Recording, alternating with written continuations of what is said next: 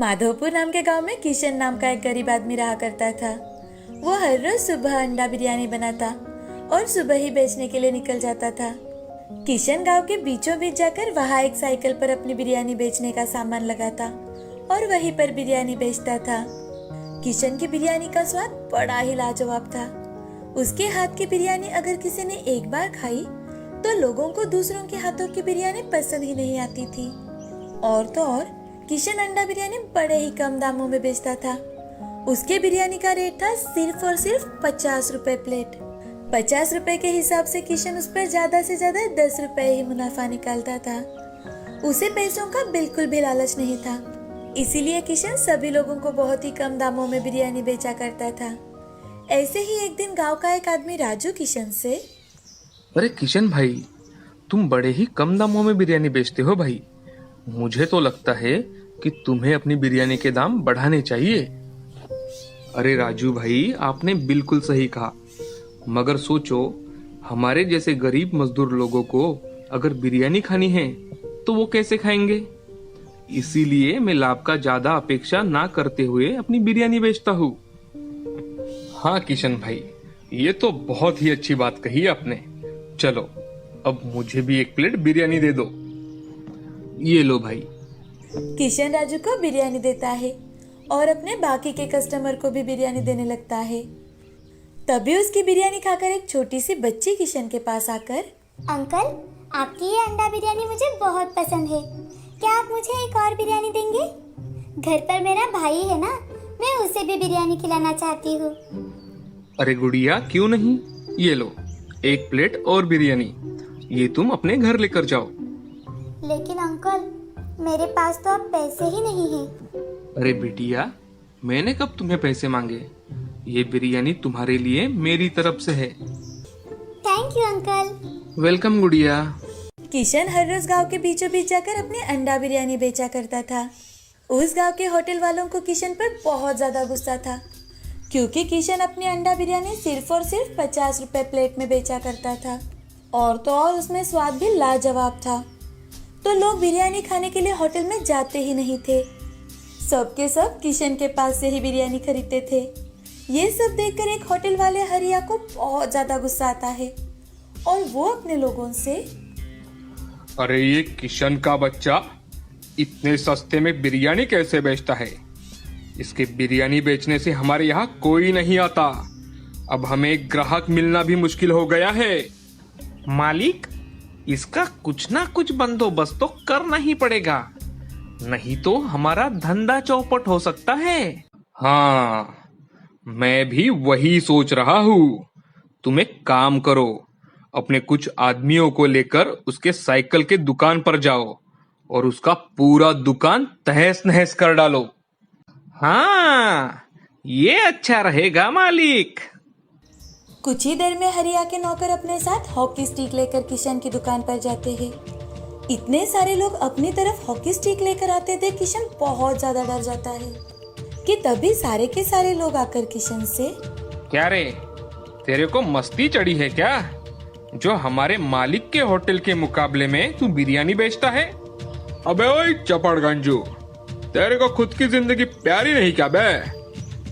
2-3 आदमी मिलकर किशन का पूरा दुकान तहस नहस कर देते हैं और सभी किशन को नीचे गिराकर बहुत मारते हैं।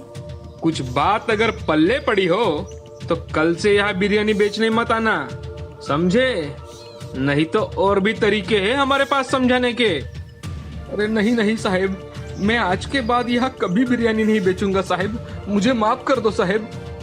हाँ, यही तुम्हारे लिए सही रहेगा बच्चू। अब सभी आदमी वहां से चले जाते हैं। किशन उठकर किसी तरह से अपना सामान समेटने की कोशिश करने लगता है, लेकिन उसे बहुत ज्यादा दर्द हो रहा था। उसे कई सारी जख्में हुई थी। वो जैसे तैसे अपना सामान समेटकर घर चला जाता है। घर जाकर अपनी मलहम पट्टी करता है और खुद से, हे भगवान, मैंने लोगों को कम दाम में बिरयानी मिले इसलिए इतनी मेहनत की, मगर अच्छाई का तो जमाना ही नहीं रहा। अब से मैं बिरयानी कभी नहीं बेचूंगा। खुद से ऐसी बातें कर किशन थोड़ा सा खाना खाकर सो जाता है। 2-3 दिन आराम करने के बाद अब किशन मजदूरी का काम ढूंढने के लिए चला जाता है। उसे काम मिलते ही वो काम करने लगता है। बहुत थकावट वाला काम था, लेकिन फिर भी किशन वो काम मन लगाकर कर रहा था। किशन जहाँ पर काम करता था, एक दिन उस साइड का मालिक वहाँ पर आकर काम देख रहा था। उस दिन बहुत कड़ी धूप थी। अरे ये मुझे क्या हो रहा है? साइड के मालिक वहीं पर चक्कर आकर गिर जाते हैं। ये देख किशन जल्दी से उनके पास जाता है और उनके चेहरे पर पानी मारकर उन्हें होश में लाता है। मालिक उठकर देखते हैं तो उन्हें एक काम करने वाले मजदूर ने मदद की थी। ये देख। तुम्हारा बहुत बहुत शुक्रिया। आज मैंने कुछ खाना ही नहीं खाया था, ऊपर से ये तेज धूप, शायद इसीलिए मुझे चक्कर आ गए। मालिक, अगर आपको कोई एतराज ना हो तो आप कृपया मेरे घर चलिए। मेरा घर यहाँ नजदीक ही है। मैं मेरे हाथों से बनी बिरयानी आपको खिलाता हूँ। अच्छा चलो, मुझे भी बहुत भूख लगी है। किशन उन्हें अपने साथ लेकर अपने घर चला जाता है। घर जाकर मालिक को एक कुर्सी पर बैठने के लिए कहता है। तभी मालिक किशन से, क्या घर में तुम अकेले रहते हो? हाँ मालिक, घर में मैं अकेला ही रहता हूँ। आप थोड़ी देर आराम कीजिए, मैं जल्द ही आपके लिए बिरयानी बना कर लाता हूँ। ठीक है। वहाँ पर बैठे बैठे मालिक देख रहे थे कि किशन कैसे बिरयानी बनाता है। किशन अपना हाथ जल्दी जल्दी चलाकर एक स्वादिष्ट अंडा बिरयानी बनाता है और बड़े ही सुंदरता से पेश करते हुए मालिक को देता है। मालिक बिरयानी का एक निवाला खाते ही, अरे वाह भाई, ऐसी बिरयानी मैंने आज तक नहीं खाई। बहुत ही स्वादिष्ट बिरयानी बनाई है तुमने, लजीज। धन्यवाद मालिक। तुम्हारे हाथों में अगर इतना अच्छा स्वाद है तो तुम ऐसी बिरयानी बनाकर क्यों नहीं बेचते? मजदूरी क्यों करते हो? मालिक की बातें सुनकर किशन की आंखों से आंसू आ जाते हैं और किशन अपने साथ हुई सारी घटना मालिक को बताता है। किशन के साथ जो कुछ भी हुआ वो सुनकर उन्हें बहुत बुरा लगता है। तभी मालिक किशन से, किशन, तुम एक काम करो, तुम मेरे साथ होटल चलाओ। मेरे कहने का मतलब है कि सारा निवेश मेरा ही रहेगा, और हाँ, मुनाफे में भी मैं सिर्फ 25% लूंगा।